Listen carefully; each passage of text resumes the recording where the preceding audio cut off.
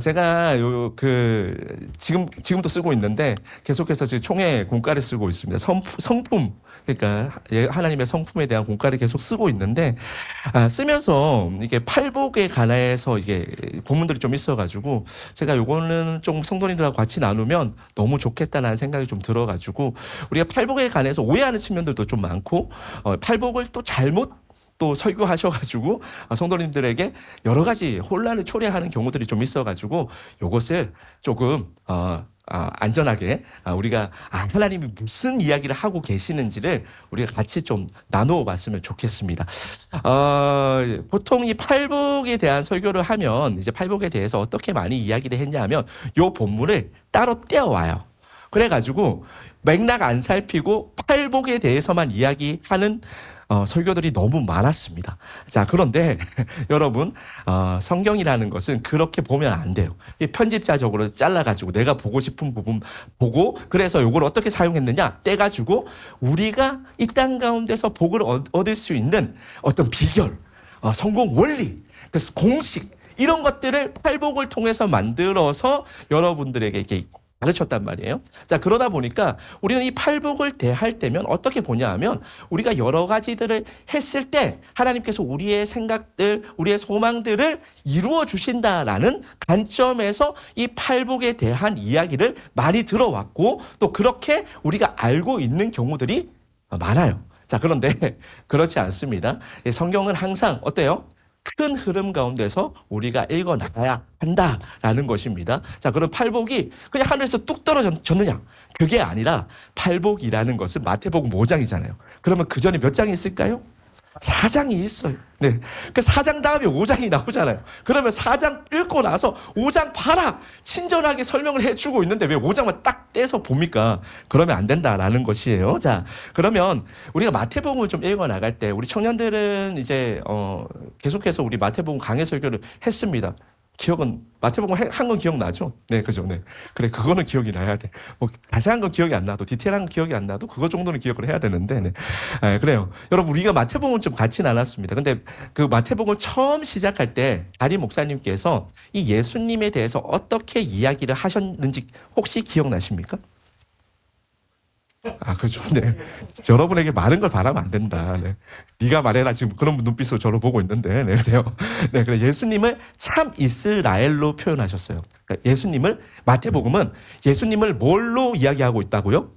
참 이스라엘. 왜 참 이스라엘로 이야기를 하셨을까요? 하나님께서 구약 시대에 하나님의 백성이었던 이스라엘 백성에게 요구하시는 삶의 모습이 있었습니다. 그런데 이스라엘 백성들이 그렇게 살았어요? 못 살았어요? 못 살았어요.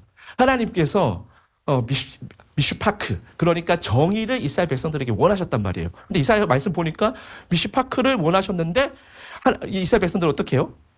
포악을 저지르고 있어요. 미슈파츠를 저지르고 있단 말이에요. 하나님께서는 ጼ레카, 공의를 원하셨는데 이스라엘 백성들은 어때요? 째아카, 그것 가운데 막 비명이 들려온단 말이에요. 이스라엘 백성들이 하나님이 원하시는 모습대로 전혀 못 살았어요. 자, 그런데 이제 누가 오신다고요? 이스라엘이 실패하니까 참 이스라엘이신 하나님의 아들 메시아 예수 그리스도가 와서 하나님께서 이스라엘 백성들에게 요구하셨던 삶을 누가 사시는 거예요?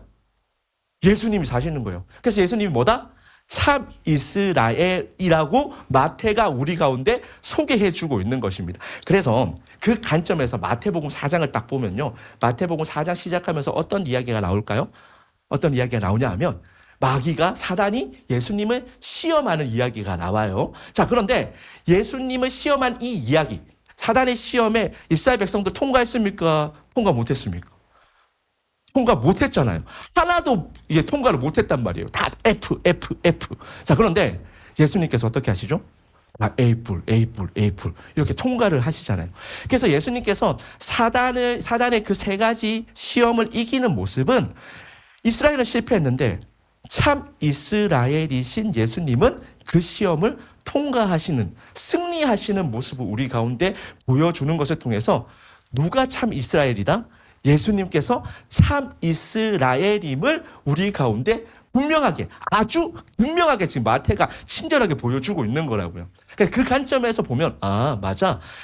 예수님께서는 참 이스라엘로 이 땅 가운데 오셔서 이스라엘이 실패했던 그 모든 것들을 다 이기시고 하나님께서 요구하시는 삶의 모습대로 살아내시는 그 모습, 그 순종의 모습, 그 유혹을 이기는 그 승리의 모습을 보여주고 있단 말이에요. 자, 그런데 문제는 뭐냐? 예수님 혼자 하나님 나라 만들어 갈까요? 아니에요. 그래서 그 시험 이야기가 끝나고 나서 그리고 나서 예수님께서 무엇을 하시죠? 제자들을 부르십니다.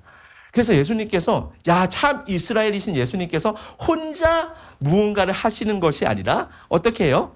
함께 하기 위해서 제자들을 부르신다고요. 제자들을 불러가지고 뭘 하실까요? 그러면 예수님께서 이제 뭘 하실까요? 이제 예수님하고 제자들이 모였어요? 그럼 뭘 해야 되잖아요. 그러니까 뭘 할까요? 그러니까 그 교육의 목적. 하나님 나라 운동이 시작되는 거예요. 그래서 마태복음은 하나님 나라를 어떻게 세워나가는지를 보여주고 있는 책입니다.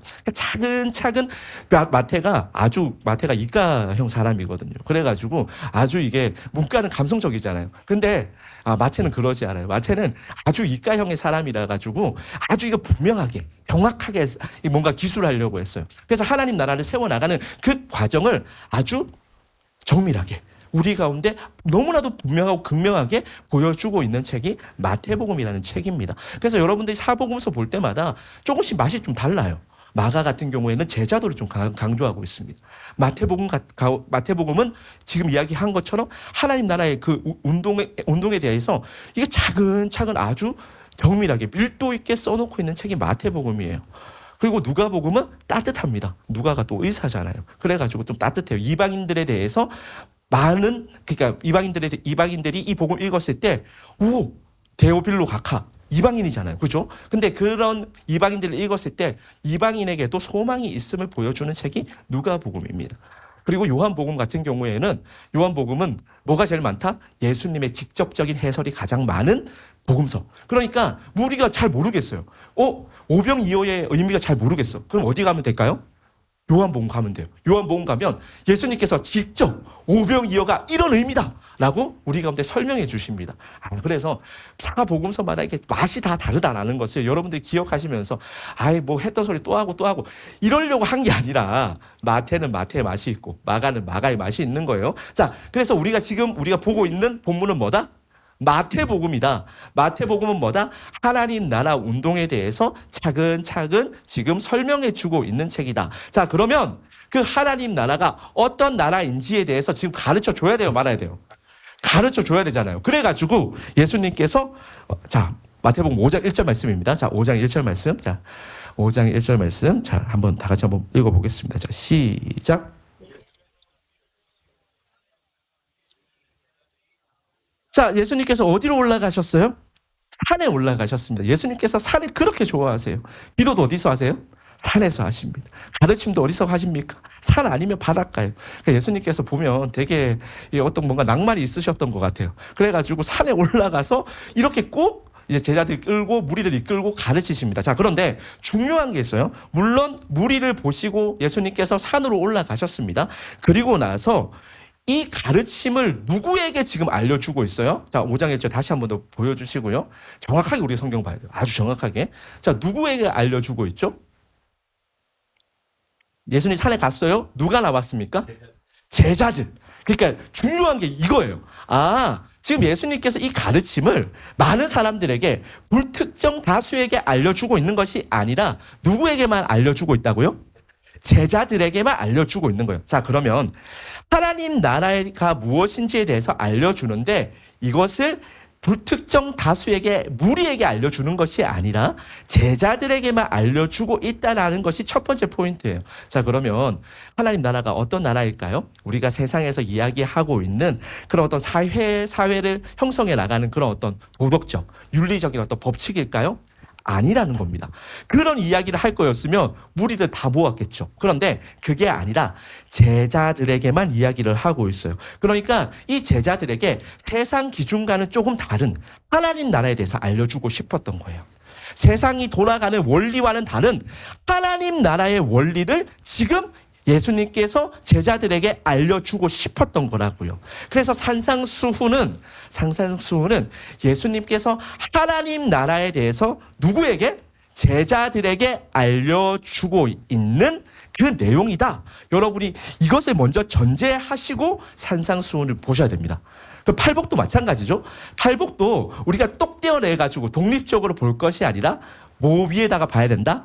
하나님 나라 위에서 팔복을 묵상하고 팔복을 해석해 나가야 합니다. 아셨죠? 뭘 위해서? 여러분, 뭐 위해서? 하나님 나라. 그러니까 마태복음 5장 시작하면 그냥 머릿속에 딱 기억을 해놓으세요. 하나님 나라. 여기서 하나님 나라에 대해서 지금 예수님께서 알려주고 계시는 거구나. 이렇게 딱 기억해 놓으시면 좋을 것 같습니다. 그래서 마태복음 5장을 저는 개인적으로 이렇게 부릅니다. 하나님 나라 선언문.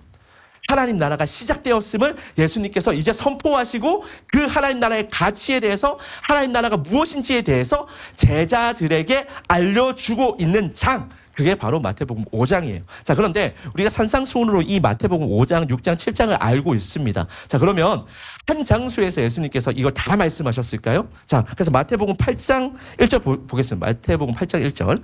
8장 1절. 자, 보면은, 자, 우리가 그래서 산상수훈이가 부르는 이유는 뭐냐 하면 5장 1절에서 예수님께서 그 산을 좋아하시는 예수님께서 올라갔어요. 자, 그리고 나서 8장 1절에 어떻게 되죠? 예수께서 산에서 내려오시니 수많은 무리가 따르니라. 그럼 어때요? 예수님께서 다시 산에서 내려왔어요. 그래서 산에서 올라가서 산에서 가르쳤다. 그래서 산상수훈이다라고 이야기를 합니다. 자, 그런데 예수님께서 한 자리에서 이것을 다 이야기하신 것이 아니에요. 이렇게 갈릴리에 보면은 갈릴리의 서쪽에 보면 그 작은 동산 같은 게 있습니다. 아마 예수님께서 거기서 많이 제자들을 가르치셨을 것이라고 학자들은 예상을 하고 있습니다. 추측을 하고 있어요. 자, 그런데 예수님께서 한 번에 이 많은 내용을 가르치신 것이 아니라 마태는 어떤 사람이냐면 아까 전에 뭐라고 그랬어요? 문과형이라고 그랬어요? 이과형이라고 그랬어요? 이과는 뭐 하기 좋아해요? 모으는 거 좋아해요. 분류하는 거. 소트하는 것을 좋아한단 말이에요. 그래서 어떻게 했을까요? 비유도 몰아놔요. 그래서 마태복음 13장 보면 하나님 나라의 비유 나와요? 안 나와요? 몰려 있잖아요. 22장 가면 하나님 나라의 비유 또 몰려 있잖아요. 25장에 우리가 알고 있는 그 달란트 비유, 열처녀 비유, 그 다음에 양과 염소의 비유 몰려 있잖아요. 다른 복음서에 이런 거 본 적 있습니까? 안 몰려 있어요. 마태는 이것을 모아놓는 그런 어떤 특성이 있단 말이에요. 그래서 누가복음을 보면 이 상상수훈의 가르침들이 다 흩어져 있습니다. 근데 마태는 어때요? 이과잖아. 모아야 돼. 싹 다 모았어요. 그 예수님의 산에서 하셨던 그 가르침을 싹 다 모아가지고 5장, 6장, 7장에 이렇게 모아놓은 겁니다. 이 모아놓은 것을 지금 우리가 지금 읽고 있는 거예요. 그 첫 부분을 우리가 함께 읽은 것입니다. 자, 그래서 마태라는 사람은 이렇게 모으는 것을 좋아하는 거구나 이렇게 생각하시면 좋을 것 같아요. 자, 그래서 누가복음에 보면 또 이렇습니다. 누가복음에 보면 여러분들이 누가복음 보다 보면 같은 가르침을 예수님께서는 마태에서는 산 위에서 하셨잖아요. 근데 누가복음 보면요. 또 평지에서 하고 있는 것을 볼 수 있습니다. 그래가지고 많은 또 학자들이 야 이거 누가복음 틀린 거 아니냐. 뭐 마태가 틀렸다 누가가 틀렸다. 왜 똑같은 가르침을 마태는 산에서 하고 누가는 평지에서 하는가. 뭐 이래가지고 따지기도 합니다. 자, 그런데 여러분 생각해 보십시오. 저는 이렇게 생각하는 사람들 되게 멍청하다고 생각합니다. 할 일이 너무 없는 것 같아요. 학자들이. 자, 생각을 해보세요. 중요한 건 어떻게 해요? 반복하죠. 그럼 중요한 것을 산에서 이야기하고 평지에서 이야기하지 말라는 법이 있습니까? 없습니까? 없잖아요. 당연히 평지에서도 이야기할 수 있는 것입니다. 그래서 누가복음 보고 이렇게 장소가 약간 충돌될 때가 있어요. 마태는 산에서 했는데 누가는 평지에서 하네? 그게 아니라 예수님께서 중요한 거니까 산에서도 하고 평지에서도 하셨다. 이렇게 여러분들이 혹시나 성경에 대해서 또 의심을 하시는 분들이 있을까 봐 제가 노파심에 한번 더 설명을 한번 드렸습니다. 자, 그래요. 그래서 마태복음 5장은 하나님 나라가 무엇인지 그 하나님 나라의 가치가 무엇인지를 제자들에게 알려주고 있고 그 첫 번째 부분이 뭐다? 첫 번째 부분이 바로 우리가 흔히들 이렇게 부르는 팔복이라고 부르는 그 내용이다. 여러분들이 그렇게 좀 이해를 하시면 좋을 것 같습니다. 자, 그래서 이 팔복에 대해서 이렇게 조금 먼저 구분을 좀 해놓으시면 좋을 것 같아요. 팔복은 몇 가지 복이죠? 네, 8가지 복입니다. 첫 번째부터 네 번째까지의 복을 하나님과의 관계에서 이제 우리가 누릴 수 있는 복이라고 정리를 하시면 좋을 것 같아요. 그리고 5번째, 6번째, 7번째 복을 사람들 사이에서, 우리 사이에서 누릴 수 있는 복이라고 생각하시면 됩니다. 그리고 마지막 복은 핍박받고 박해를 받는 자에게 임하는 복이라고 여러분들이 이렇게 정리를 해놓으시면 팔복에 대해서 우리가 딱 뭔가 어디 가서 이야기할 수 있는 정도 레벨이 되는 것입니다. 그래서 또 이게 우리가 팔복을 보면 지금 5장 3절 말씀 다시 한번 볼까요? 5장 3절 말씀. 자, 5장 3절 말씀 다 같이 한번 읽어보겠습니다. 시작. 심령이 가난한 자는 복이 있나니 천국이 그들의 것이며. 자, 그리고 나서 제가 본문을 준비 못했는데 핍박받고 의를 위해서 핍박받고 이렇게 하는 그 본문이 있어요. 그 본문에 가면은 또 뭘 하죠? 또 뭘 누리게 되죠? 천국이 저희 것이며. 똑같이 나와요. 그래서 처음도 하나님 나라, 천국이 하나님 나라잖아요. 그죠? 하나님 나라, 끝도 하나님 나라. 요렇게 요 팔복이 구성되어져 있다. 그래서 이 팔복은 다른 게 아니라 하나님 나라에 대해서 우리에게 알려주고 있는 내용이다. 여러분들이 여기까지 딱 정리를 해놓고 나서 이제 좀 디테일하게 첫 번째 복과 두 번째 복에 대해서 오늘 우리가 좀 같이 나누어 보고자 합니다. 자, 그러면 다시 한번 더 5장 3절 우리 다 같이 한번 읽어보도록 하겠습니다. 5장 3절 말씀입니다. 다 같이 읽겠습니다. 시작. 심령이 가난한 자는 복이 있나니 천국이 그들의 것이며. 자, 4절도 같이 읽겠습니다. 4절까지 다 같이 읽어보겠습니다. 시작. 애통하는 자는 복이 있나니 그들이 위로를 받을 것이며. 자, 오늘 우리가 함께 나눌 내용은 심령이 가난한 자가 누리는 복과 애통하는 자가 누리는 복에 대한 이야기를 좀 같이 나누어 보고자 합니다. 자, 그런데 팔복을 이해할 때 또 중요한 부분이 뭐냐 하면 이 팔복을 또 째요. 첫 번째 복, 두 번째 복, 세 번째 복, 여덟 번째 복 이렇게 째가지고 마치 이 다중인격처럼 이해하시는 분들이 있어요. 자, 여러분 그러면 될까요? 안 될까요? 팔복이라는 것은 하나님 나라에 대한 이야기를 우리 가운데 들려주고 있다고 이야기했어요. 그러면 심령이 가난한 자, 마음이 가난한 자가 저잖아요. 마음이 가난한 자가 저예요. 그런데 애통하는 자가 따로 있는 게 아니라 우리가 마음이 가난하면서도 어떻다? 애통하는 자란 말이에요. 그런 어떤 인격적인 이해 가운데서 팔복을 봐야 되는데 우리는 자꾸만 우리의 어떤 소망을 이루기 위해서 그러면 소망을 이루기 위해서 첫 번째 단계 심령이 가난해야 돼. 두 번째 단계 애통해야 돼. 이렇게 우리가 볼 때가 많단 말이에요. 그렇게 보면 된다 안 된다? 안 된다. 그 이야기를 여러분들께서 다시 한 번 더 명심하시면서 어떻게 이해하자? 총체적으로 이해하자. 전인격적으로 이해하자. 그래서 첫 번째 복과 두 번째 복을 따로 구분하지 않고 함께 지금 이야기를 하고 있는 것입니다. 자, 그러면 심령이 가난한 자, 마음이 가난한 자, 애통하는 자는 어떤 사람들입니까? 제가 물어보고 싶은 게 이거예요. 자, 그러면 마음이 가난하다라는 표현을 우리가 일반적으로 많이 쓰지는 않잖아요. 자, 그런데 이 마음이 가난하다라는 이 표현을 그러니까 쿰난 문헌 그러니까 그 신약 시대나든지 예, 발견된 그 사본들이 있을 거 아니에요. 그 상경 사본들과 함께 발견된 그 고대 근동의 문헌들이 있습니다. 그 문헌들, 솔로몬의 시편 같은 책들이 있어요. 예, 그런 책들을 보면 이 마음이 가난한 자라는 표현이 많이 쓰이고 있습니다. 엄청 많이 쓰이고 있어요. 자, 그런데 우리는 이게 일반적이지 않으니까 잘 안 썼는데 그 당시에는 이것을 많이 썼던 표현이란 말이에요. 그러면 지금도 그러니까 랍비 이제 가면은 유대사에 가면은 선생님을 랍비라고 부르잖아요. 그러니까 구약에 능통했던 이 랍비들은 마음이 가난하다라는 표현을 들으면 어떤 성경 구절들이 막 떠오른단 말이에요. 우리는 성경 잘 안 보니까 안 떠오르는 거예요. 자, 그래가지고 마음이 가난한 자가 뭔지를 좀 우리가 좀 확인을 했으면 좋겠습니다. 그런데 솔로몬의 시편 같은 거 가지고 오면 다 주무실 것 같아가지고요.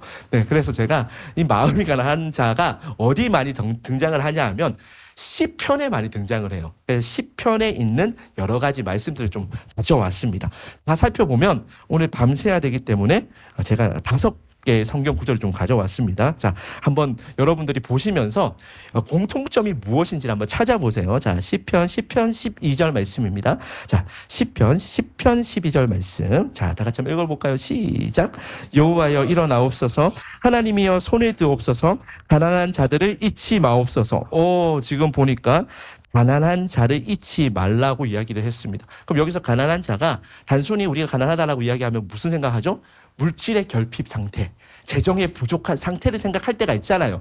그런데 그것도 포함되겠죠. 가난하면은 주님한테 손 들어가지고 주님 저를 잊지 마세요 할 수 있는데 그 가난, 그러니까 물질적인 어떤 재정적인 결핍과 부족에서 오는 가난만은 아니다라는 것을 우리가 시편 12절 말씀만 봐도 안단 말이에요. 자, 계속해서 볼게요. 시편 14편 6절 말씀. 자, 다 같이 또 한번 읽어보겠습니다. 시작. 너희가 가난한 자의 계획을 부끄럽게 하나 오직 여호와는 그의 피난처가 되시도다. 그렇죠? 지금 가난한 자 너희는 제가 봤을 때 세상과 악인들입니다. 악인들은 가난한 자의 계획을 부끄럽게 하지만 여호와는 그들의 가난한 자들의 피난처가 되어 주십니다라고 이야기를 하고 있어요. 그러니까 여기서 가난한 자도 단순히 물질적인 어떤 재정적인 어떤 부족과 결핍 상태를 이야기하지 않는다라는 것을 우리가 알 수 있습니다. 자, 시편 68편 10절 말씀도 다 같이 한번 읽어보겠습니다. 시작. 주의 해중을 그 가운데에 살게 하셨나이다. 하나님이여 주께서 가난한 자를 위하여 주의 은택을 준비하셨나이다. 그래서 이 구절도 우리가 또 잘못 읽으면 내가 가난하면 주님께서 우리를 위해서 은택을 준비하시는구나. 네, 그래요. 그래서 장은택인가요? 네, 네, 그래요. 네, 자, 그 은택일 수 있겠다는 생각이 드네요. 네, 자, 그래요. 네, 여튼 저기서도 단순히 물질적인 재정적인 어떤 결핍과 부족의 상황을 이야기하고 있지 않는다라는 것을 우리가 알 수 있습니다. 그리고 요즘 우리가 그 청년들이 자주 부르는 주를 찾는 자라는 그 찬양이 있어요. 그래가지고 시편 70편 일단 1절부터 5절까지 한번 보겠습니다. 주를 찾는 제목이 뭐죠? 주를 찾는 모든 자들에게라는 그 찬양이 이 시편 70편의 가사를 그대로 가지고 와서 곡을 붙인 겁니다. 그래서 시편 70편 1절부터 5절까지 또 다 같이 한번 읽어보겠습니다. 시작. 하나님이여 나를 건지소서 여호와여 속히 나를 도우소서 나의 영혼을 찾는 자들이 수치와 무한을 당하게 하시며 나의 상함을 기뻐하는 자들이 뒤로 물러가 수모를 당하게 하소서. 아하 아하 하는 자들이 자기 수치로 말미암아 뒤로 물러가게 하소서. 주를 찾는 모든 자들이 주로 말미암아 기뻐하고 즐거워하게 하시며 주의 구원을 사랑하는 자들이 항상 말하기를 하나님을 위대하시다 하게 하소서. 나는 가난하고 궁핍하오니 하나님이여 속히 내게 임하소서. 주는 나의 도움이시오 나를 건지시는 이시오니 여호와여 지체하지 마소서. 아멘. 자, 그래가지고 우리 후렴 부분은 잠도 깰 겸 비도 오니까 약간 감성적이잖아요. 그래가지고 같이 한번 찬양해 봤으면 좋겠습니다. 주는 나의 도움 나를 건지시느니 여호와여 지체 말고 내게 임하소서. 가난하고 궁핍한 내 마음 가운데 여호와여 속히 임하소서. 한 번 더 찬양할까요? 주는 나의 도움 나를 건지시느니 여호와여 지체 말고 내게 임하소서. 가난하고 궁핍한 내 마음 가운데 여호와여 속히 임하소서. 또 보시면 딱 나와 있잖아요. 가난하고 궁핍한 내 마음 가운데 주님 속히 임해달라고 함께 기도하고 있는 그 성경이잖아요. 성경 구절이잖아요. 자, 그런데 우리가 곡을 불렀어요. 곡을 불렀는데 이게 슬퍼요? 약간 즐거워요? 템포가 있어요. 템포가 있잖아요.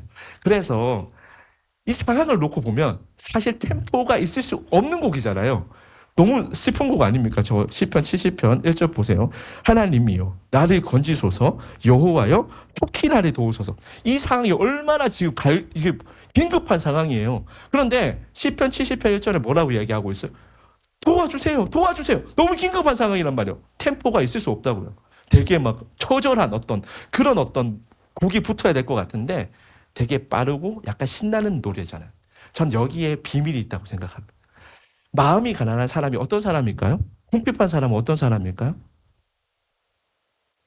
우리가 봤어요. 지금까지 여러 가지 시편들 봤고 수십 구절이 더 있습니다. 다 살펴보면 오늘 집에 못 간다.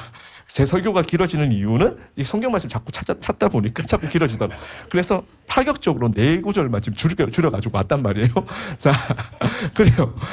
근데 여러분들이 공통점이 뭐라고 생각하십니까? 그 힘들고 어려운 상황들은 다 전제되어져 있어요. 그 힘들고 어려운 시간들에 모든 시편의 기자들이 걷고 있어요. 그런데 지금 누구한테 도움을 요청하고 있습니까? 하나님께 도움 요청하고 있어요.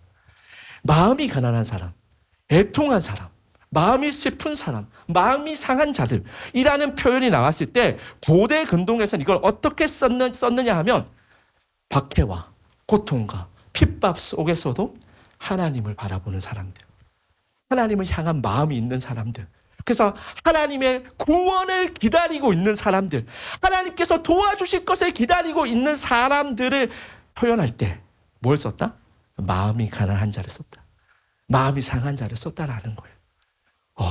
그러고 나니까 이 시편 70편에서 빠른 곡을 붙인 게 이해가 되죠. 내 상황을 보면 기뻐할 수 없잖아요.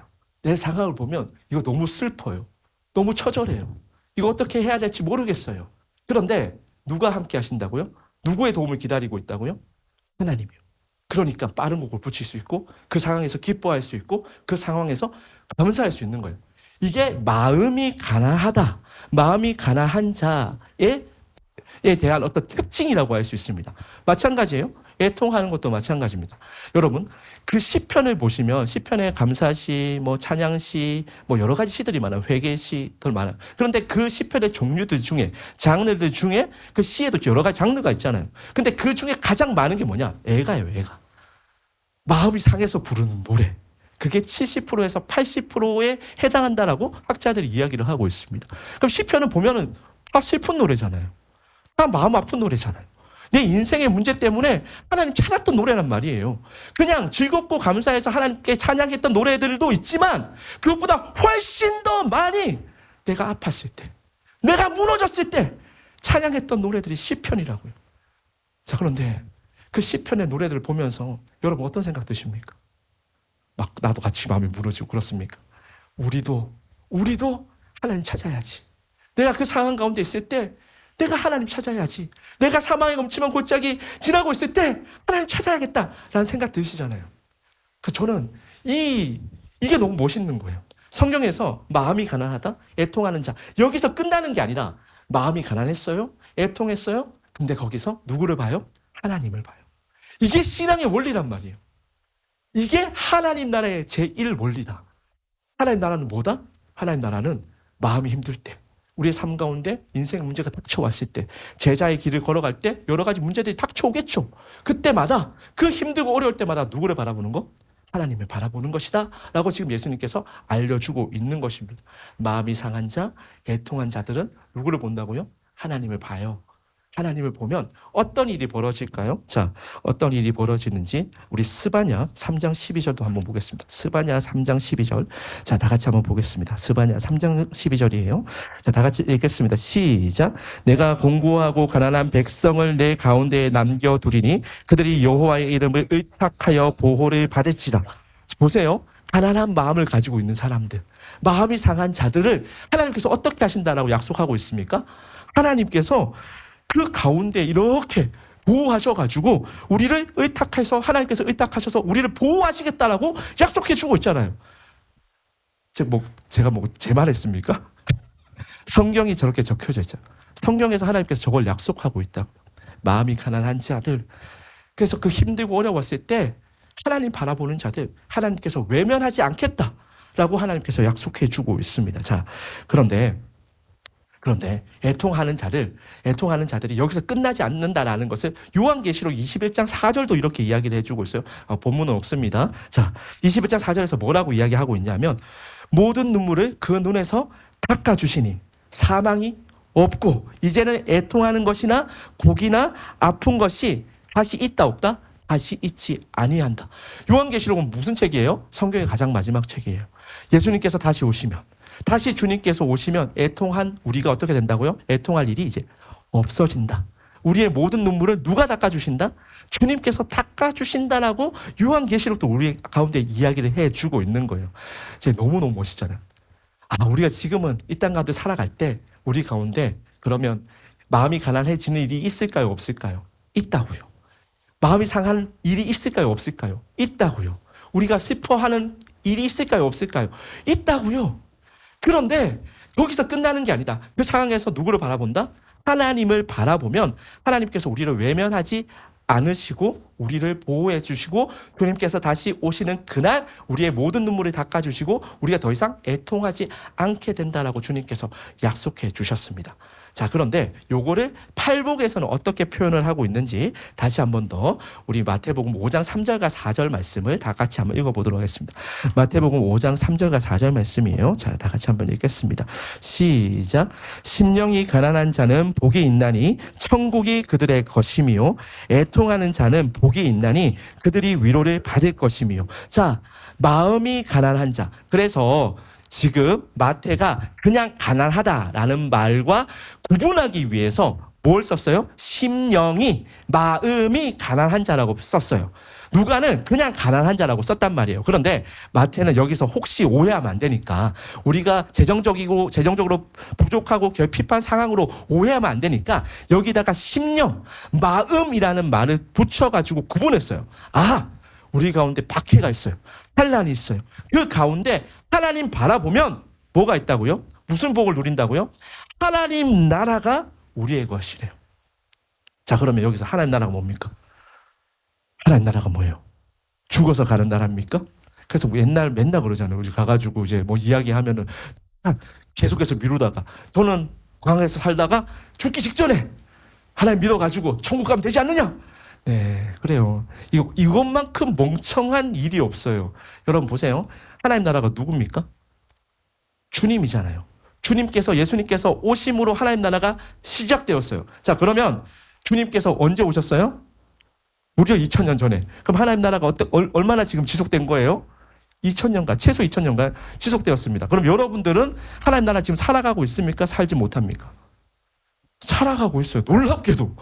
나는 모르겠는데 우리는 사실 하나님 나라 지금 살아가고 있는 사람들이란 말이에요. 자, 그러면 죽기 직전에 믿는다라는 말이 얼마나 멍청한 일입니까?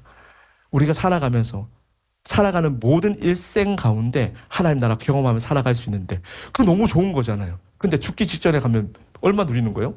요만큼 누리는 거잖아요. 근데 우리는 어때요? 하나님 나라를 지금도 누리고 살아가고 있어요. 이게 얼마나 멋있는 일이에요. 하나님 나라는 변하는 게 아니거든요. 그래서 여러분들이 힘들고 어려울 때도 하나님 나라를 살아가고 있는 거예요. 하나님을 믿는다라는 것은 삶의 시각이 바뀌는 거예요. 여러분의 인생의 문제가 하나님께서 하실 수 있죠. 그런데 해결해 주시는 경우도 우리 가운데 있잖아요. 그런 간증들 여러분에게도 있고 저에게도 있습니다. 그런데 하나님께서 때로는 우리 가운데 침묵으로 반응하실 때도 있어요, 없어요? 있잖아요. 그럼 하나님 우리 가운데 살아 안 계신 것입니까? 아니라고요. 우리의 생각대로 돌아가지 않을 때도 있어요. 그러면 그때 우리가 믿어야 하는 것은 뭐죠? 그럼에도 불구하고 하나님께서 우리와 함께 하신다. 이거 믿는 거잖아요. 그거 믿으면서 가는 거잖아요. 그럴 때 우리 가운데 뭐가 있다고요? 하나님 나라가 소유된다라고 지금 이야기를 하고 있습니다. 자, 그리고 나서 우리 마태복음 5장 4절 말씀, 애통하는 자는 또 복이 있대요. 자, 그런데 뭘 받는다고요? 자, 보세요. 이게 되게 오늘 중요해요. 자, 오늘 가장 중요한 구절. 하나님 나라가 우리 것이래요. 우리가 하나님 나라에 살고 있대요. 자, 그런데 우리가 거기서 누리는 유익이 있어요. 5장 4절 말씀 다 같이 한번 읽어보겠습니다. 5장 4절. 자, 5장 4절 말씀. 자, 애통하는 자는 복이 있나니 뭘 받는다고요? 위로를 받는데요. 자, 그럼 저기서 위로를 누구로부터 받을까요? 안 나와 있잖아. 지금 그들이 위로를 받는데 누가 주시는 겁니까? 하나님이 주시는 거죠. 자, 저게 신적 수동태라는 표현입니다. 옛날에 구약시대 사람들은 어떤 생각들을 가지고 있었냐면 하나님이라고 표현하는 것을 여호와의 이름을 망령되이 부른다라고 생각했어요. 그래서 하나님을 될 수 있으면 감추려고 했습니다. 자, 감추고 싶을 때 좀 세련되게 감춰야 되잖아요. 자, 그럴 때 어떻게 쓰느냐? 수동태로 써요. 받을 것이다. 자, 그리고 나서 주어를 생략하는 거예요. 그 주어는 누구다? 하나님이다. 그래서 볼 때 수동태다. 그러면 약간 눈여겨보시면 됩니다. 아, 그렇구나. 봤는데 그럼 누가 주시는 거지? 하나님이 주시는 거구나. 아, 여기서 신적 수동태라는 아주 고급적인 어떤 신학 용어가 사용되어졌구나. 여러분들 그렇게 생각을 하시면 됩니다. 그러면 보세요. 하나님께서 애통하는 자, 마음이 가난한 자들에게 뭘 주신다고요? 위로를 주신대요. 위로. 하나님의 위로를 주신다. 누구에게? 하나님의 백성들에게 주신다. 그 이야기를 하고 있습니다. 자, 그런데 하나님의 위로가 우리 가운데 임하면 무엇이 생길까요? 자, 요 이야기를 이사야 61장 1절부터 3절이 이야기를 해주고 있는데 보세요. 팔복에 대해서 예수님께서 지금 제자들에게 가르쳐 주고 있어요. 자, 그런데 그 팔복에 대해서 백그라운드, 그러니까 팔복의 기초가 되는 말씀은 어디에 있다고요? 구약에 있어요. 구약에다. 지금도 계속해서 구약 받잖아요. 그래가지고 마음이 가난한 자. 그래서 계속 구약을 찾아본 거예요. 예수님께서 구약을 벗어나서 독립적으로 이야기하시는 것이 아니라 예수님의 모든 말씀은 구약에 기초하고 있어요. 구약에서 무엇을 약속한 것을 예수님께서 지금 이루어 가시고 있다. 혹은 예수님께서 성취하셨다라는 것을 신약 성경에 보여주고 있단 말이에요. 이거를 담임 목사님께서 아주 고급적인 표현으로 아주 럭셔리하게 표현하셨습니다. 이게 그 창세기 때 우리가 담임 목사님께서 이런 표현을 쓰셨어요. 언약 계시의 발전. 처음 듣는 거죠. 민망하게.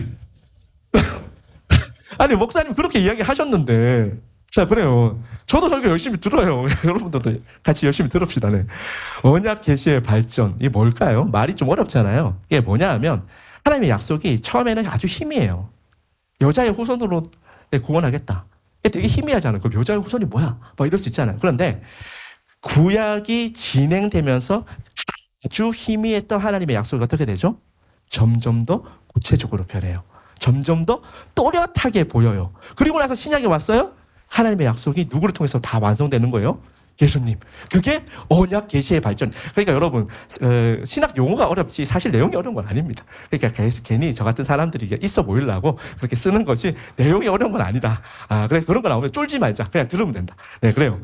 언약 계시의 발전이 일어나는 것을 지금 보여주고 있는 거예요. 구약을 인용하는 것을 통해서 신약에서 이게 어떻게 이루어져 갈 것인지를 보여주는 것을 통해서 예수님께서 하나님 나라에 대해서 가르치고 있단 말이에요. 그런데 마태복음 5장 3절 4절에 딱 해당하는 구약 성경이 있습니다. 그게 바로 이사야 61장 1절부터 3절까지인데 이건 너무 중요해요. 그래서 여러분들이 마태복음 5장 3절 4절 딱 읽으면 여러분들 머리 가운데 딱 뭐가 떠올라야 된다? 이사야 61장 딱 떠올라야 되는 거예요. 딱 떠올라서 우리 한번 보겠습니다. 이사야 61장 1절부터 3절까지 다 같이 한번 읽어보겠습니다. 자, 시작. 주 여호와의 영이 내게 내리셨으니 이는 여호와께서 내게 기름을 부으사 가난한 자에게 아름다운 소식을 전하게 하려 하심이라.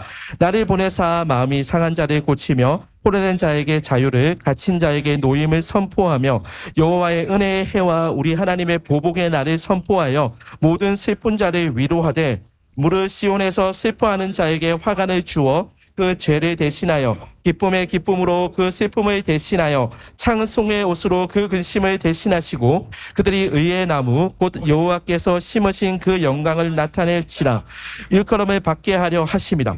아멘. 잘 보세요. 61장 1절을 보면 나를 보내사 여기서는 메시아겠죠. 마음이 상한 자를 고치며 포로된 자에게 뭘 준다고요? 자유를 갇힌 자에게 노임을 선포하며 이게 누가복음에서 예수님께서 이 땅 가운데 오신 이유를 설명하는 거잖아요. 누가복음 4장 18절 보면 딱 나옵니다. 그래서 누가는 예수님께서 이런 목적으로 오셨다. 하나님 나라 이렇게 이루어 가실 거다라고 보여주는 거예요. 마태도 마찬가지예요. 마태는 이것을 팔복으로 우리 가운데 보여주고 있단 말이에요. 이사야 61장 1절부터 3절까지의 말씀을 팔복으로 예수님께서 자신의 합법으로 바꾸어서 이야기하고 있는 것입니다.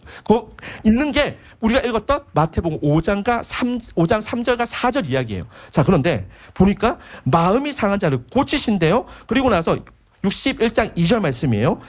여호와의 은혜의 해. 은혜의 해가 뭐예요? 희년. 여기서 이야기하는 거 저 태양 아닙니다. 은혜의 태양 이렇게 생각하지 마시고 1년 2년이에요. 그 해예요. 그러니까 여호와께서 희년을 우리 가운데 주시고 또 보복의 날을 선포하신대요. 하나님께서 우리 가운데 구원을 선포하시고 또 하나님 믿지 않는 자들에게는 심판을 선포하신대요. 그리고 나서 보세요. 모든 슬픈 자를 위로하신다 라고 나와 있습니다. 지금 요 이야기가 똑같이 예수님을 통해서 우리 가운데 바꾸어져서 팔복으로 우리 가운데 선포되고 있는 거란 말이에요. 자, 보세요. 다시 한번 보세요. 하나님께서 마음이 상한 자를 어떻게 하신다고요? 위로하신다고요. 슬픈 자를 위로하신다고요. 위로하시는 걸 통해서 우리 가운데 뭐가 선포돼요? 희년. 희년이 뭐예요? 기쁨의 해. 기쁨이 선포되어진다. 하나님의 위로가 우리 가운데 임하면 우리 가운데 뭐가 경험되어진다고요? 하나님의 기쁨. 하나님께서 주시는 기쁨이 우리 가운데 경험되어진다라고 이야기를 하고 있는 것입니다. 하나님 나라는 다른 게 아니에요. 하나님 나라는 하나님의 위로를 경험한 자들이 기뻐하는 것입니다. 그 어떤 상황과 어떤 환경 속에서 하나님의 그 위로를 경험한 자들이 하나님을 기뻐하는 거예요. 하나님께서 주시는 그 기쁨을 우리가 누리는 거예요. 그러니까 사도 바울이 뭐라고 이야기했습니까? 항상 기뻐하라. 기뻐할 수 있는 이유가 뭐예요? 우리가 생각하면 기쁨이 감정적인 것이다?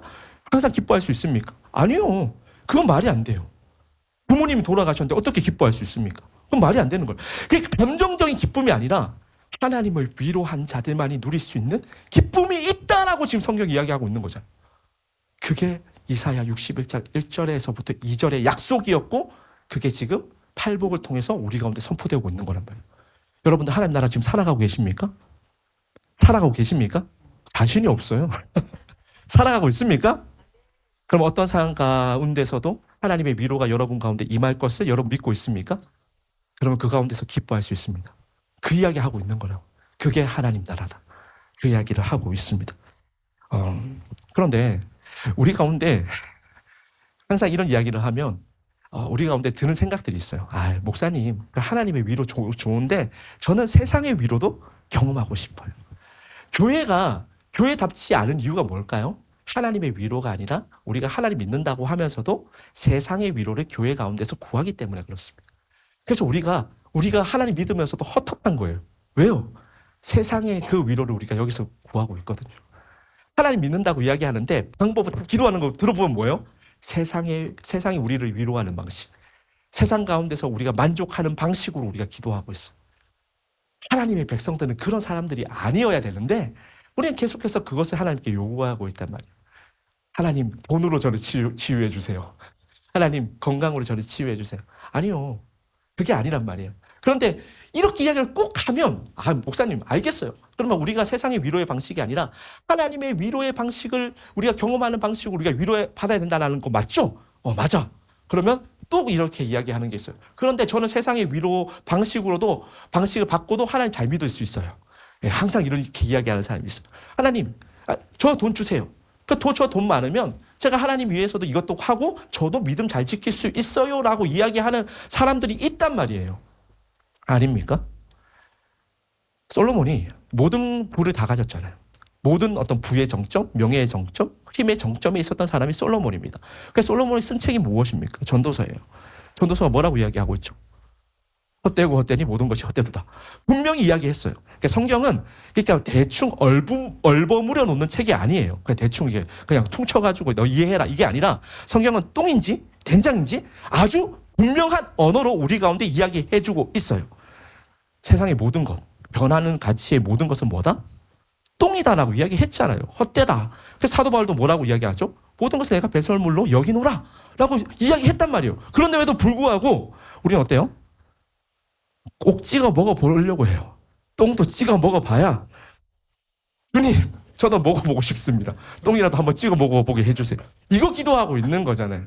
그러니까 우리 가운데 자꾸 세상의 방식을 우리가 요구하고 하나님한테 계속해서 그것을 강요하는 그런 우리의 모습들이 여기 있단 말이에요. 그런데 진정한 지혜는 뭐냐 하면요. 성경에서 똥인지 된장인지 이야기했어요. 그럼 어떻게 해야 될까요? 안 찍어 먹어봐도 주님 제가 이거 똥인 줄 알겠습니다. 그러니까 주님 말씀에 순종하겠습니다. 아멘 하겠습니다. 이게 지혜 아닙니까? 이게 여호와 경외란 말이에요. 그런데 우리는 자꾸만 내가 더 잘할 수 있어.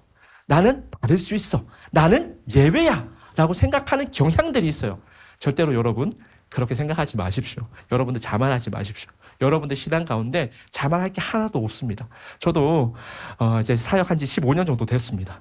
그러면 물론 우리 전도사님 앉아 계시지만 저 때는 저도 이제 되게 순진했어요. 이게 순수하고 막 그랬습니다. 자, 그런데 10년 좀 지나니까요. 사역에 대해서 좀 알겠더라고요. 나도 좀 알 것 같은데 그런데 몰라요. 제가 경험하면서 목사가 돼서 제가 생각하는 바, 목사의 연차가 쌓이면서 생각하는 바, 사역 모르겠다입니다. 어떻게 해야 하는지 모르겠다예요. 그럼 목사가 된다는 건 뭘까요? 진정한 목사가 된다는 것은 나를 비우고 하나님께서 일하실 수 있도록 계속해서 하나님으로 채워가는 거예요. 주님으로 채워가는 것입니다. 여러분도 마찬가지예요. 여러분의 삶 가운데 여러분 자꾸 알겠다라고 생각하지 마세요. 여러분의 경험, 여러분이 생각하고 있는 그 이성 언제든지 무너질 수 있습니다. 우리는 요만큼 알아요. 요만큼. 근데 하나님은 얼만큼 알아요? 영원 전부터 영원까지 계시는 분이잖아요. 하나님은 동일하신 분이란 말이에요. 하나님께서는 모든 것을 다 아시는 분이란 말이에요. 그러면 모든 것을 전능 하시는 그 하나님께 물어봐야 되지 않겠습니까? 그런데 왜 자꾸 자신하십니까? 다 안다고 생각하십니까? 나는 예외라고 생각하십니까? 아니요. 성경에서 똥인지 된장인지 구분해 놓으면 여러분 찍어 보고 보려고 하지 말고 그냥 맞아. 그냥 맞아. 주님께서 그렇게 말씀하셨으니 이거 맞는 거야 라고 아멘으로 화답하실 수 있는 믿음이 여러분 가운데 있기를 소망합니다. 자, 근데 보면요. 제가 마지막 정리를 할게요. 그럼 하나님의 위로가 우리 가운데 임하면 우리가 어때요? 기뻐할 수 있어요. 그죠? 자, 그런데 그 하나님의 위로가 그러면 뭡니까? 뭐예요? 그 구체적으로 무언가 우리 가운데 있어야 되잖아요. 근데 우리는 되게 추상적으로 알아요. 감성적으로. 하나님의 위로. 그러면 우리가 기도할 때 하나님께서 우리를 안아주실 거야. 괜찮아 말씀해 주실 거예요. 근데 정말로 괜찮아 들어보신 분. 그냥 감성적으로 그런 거 아닙니까? 감정적으로 그렇게 말씀하시는 것 같다. 아니에요. 성경은 그렇게 우리 가운데 추상적으로 이야기해 주지 않아요. 하나님의 위로가 뭡니까? 뭐일 것 같아요? 하나님의 위로는 예수님이에요. 이게 너무 압권인 거예요. 성경에서 이사야에서 예언 다 했어요. 슬픈 자 가운데 하나님께서 위로하실 거야. 그 위로를 통해서 우리 가운데 희년, 기쁨이 선포될 거야. 그런데 그게 누구를 통해서? 예수님을 통해서. 그래서 예수님의 사역을 여러분 한번 잘 살펴보십시오. 예수님의 사역을 보니까 병든 자들을 어떻게 해요? 치유하시죠. 하나님 나라를 선포하시죠. 그 귀신 들린 자들, 그 세상의 그 악한 영들로부터 억압받는 자들의 가운데 자유를 선포하시잖아요. 그것을 통해서 진정한 위로자가 예수님께서 되어주신다라고 지금 마태가 이야기를 하고 있는 거란 말이에요. 마찬가지예요. 여러분, 예수님이 우리 가운데 오신 이유는 하나님의 위로를 우리 가운데 확증하기 위해서 오셨습니다. 자, 그런데 여러분 가운데 예수님 살고 계십니까? 살고 계세요. 놀랍게도. 여러분 마음 가운데 성령 하나님을 통해서 예수님께서 우리와 함께 하신단 말이에요. 이건 성경이 말하는 하나님의 약속이요. 이게 이미 이루어진 하나님의 약속이잖아요. 우리 마음 가운데 예수님께서 우리 마음 가운데 우리 존재 가운데 집을 짓고 함께 사셔서 우리로부터 우리에게 하나님의 위로를 전하시는 그 역할을 지금 주님께서 하신다고요. 그런데 왜 이거 못 믿습니까? 그런데 왜 자꾸 세상의 위로를 자꾸 구합니까? 예배 드릴 때마다 우리가 말씀 펴서 하나님 묵상할 때마다 힘들고 어려울 때마다 여러분들끼리 경험해야 하는 가장 큰 위로는 예수님이에요. 예수님이 우리와 함께 하시잖아요. 그 예수님 때문에 내 삶이 달라질 수 있는 거잖아요. 예수님 때문에 그 고통과 그 아픔이 우리 가운데 다시 한 번 더 해석되어져서 그 고통과 아픔을 이길 수 있는 방법들이 보이기 시작하는 거란 말이에요. 때로는 내 생각대로, 내 계획대로 일들이 이루어지지 않는다고 할지라도 주님의 선하신 뜻을 믿고 믿음의 한 걸음을 내디딜 수 있는 거란 말이에요. 그게 우리 가운데 주어졌다. 그 약속이 이미 완성되어졌다라고 이야기하고 있습니다. 하박국 선지자가 이렇게 노래하잖아요. 무화과 나무 잎이 마르고 포도나무 열매 아무것도 없고 감람나무 소출도 없고 밭에 먹을 것도 없고 우리의 양도 없고 외양간에 소도 없대요. 여러분의 삶 같지 않으십니까? 그런데 그 가운데서 기뻐할 수 있대요.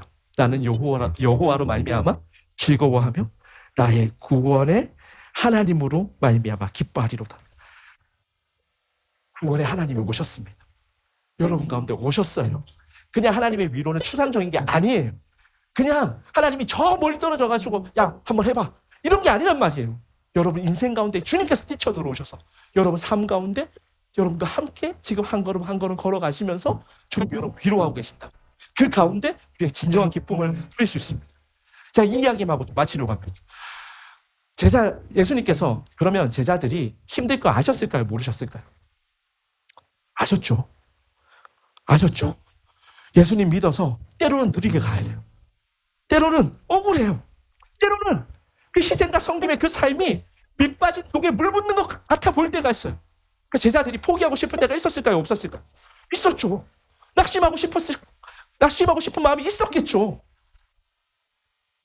그래서 예수님께서 네 가지 밭 비유로 제자들에게 설명해 주십니다. 약속해 주세요. 길가가 있습니다. 가시밭이 있습니다. 꿀밭이 있습니다. 가시밭은 뭐죠? 가시밭이 뭡니까? 세상의 유혹 가운데 넘어지는 거예요. 꿀밭이 뭡니까? 아예 길가는 뭐예요? 아예 씨가 안 내려지는 거예요. 돌밭은 뭐예요? 돌밭은 우리가 고통받아가지고 자라지 못하는 그런 거 얘기하는 거잖아요. 그래서 우리 좋은 밭을 이해할 때 자꾸 가시를 제거하려고 합니다. 돌을 제거하려고 해요. 근데 여러분의 힘으로 제거할 수 있습니까? 가시 제거할 수 있어요? 돌 제거할 수 있습니까? 여러분이 좋은 밭인 이유가 무엇입니까? 여러분에게 가시가 없어서요? 아니요. 여러분의 돌이 없어서요? 아니요. 그게 아니라 우리는 여전히 돌이 있고 여전히 가시가 있고 여전히 연약한데 주님께서 우리를 좋은 밭으로 만들어 가시겠다. 주님께서 우리와 함께 하셔서 우리에게 하나님의 위로를 전하시고 그 위로를 통하여서 다시 한 번 더 내가 우리를 하나님 나라로 세워가겠다 약속해 주시니 우리가 좋은 밭 되는 거 아닙니까? 하나님께서 그 이야기 하시는 거라고요. 팔복을 통해서 진정한 복이 왔다. 진정한 복 예수님, 진정한 위로자 예수님이 너의 가운데 왔다. 이제 이것을 믿겠느냐? 이것을 믿으면 너의 삶이 달라질 수 있다. 네가 아프고 네가 힘들고 그 고통과 환난과 핍박 가운데서 주님 바라보면서 기뻐할 수 있다. 이게 진정한 하나님 나라야. 그 이야기 하시는 거라고요. 저는 이 약속이 이 하나님의 선포가 우리 삶 가운데 아로새겨져서 날마다 주님의 위로를 공급받으며 주님께 힘을 공급받으며 주님을 기뻐하며 주님이 그 기쁨을 우리가 이 세상 가운데 전하는 하나님의 참된 제자, 주님의 참된 제자로 지어져 가는 우리 모두가 되기를, 그런 기쁨의 교회가 되기를 예수님의 이름으로 소망하고 축복합니다. 아멘.